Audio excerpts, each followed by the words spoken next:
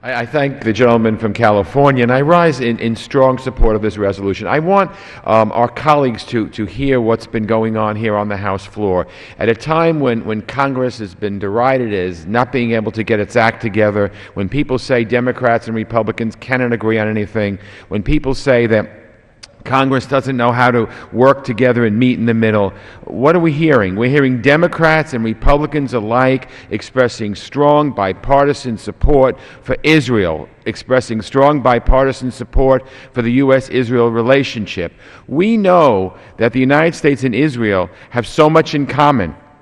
We have common feelings of democracy. We have common mores. We have common people who understand what democracy is all about. Israel is the only democracy in the Middle East,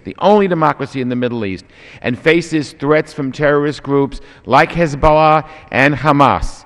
Israel is willing to sit down and negotiate with the Palestinians with no preconditions. Prime Minister Netanyahu has said that many, many times, and he's been rebuffed by the Palestinians, who want all kinds of preconditions before they'll even sit down and talk with Israel. And of course, Iran looms large.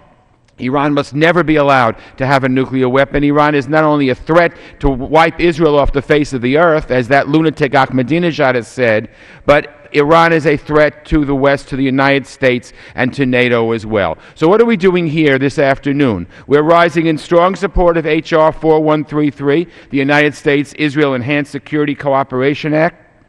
This important bill reaffirms that Congress stands shoulder to shoulder with Israel as it faces numerous challenges in the weeks and months ahead.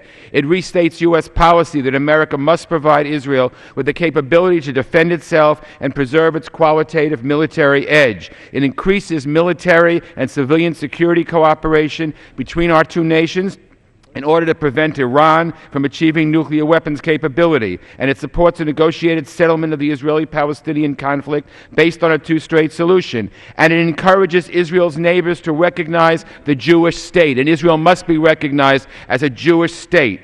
As importantly, though, I think this bill also shows that even as partisan runs through Congress, support for Israel remains rock solid and bipartisan. Democrats and Republicans, as I said before, are here on the floor together saying that we need to support the U.S.-Israel relationship and defending Israel's inherent right to self-defense.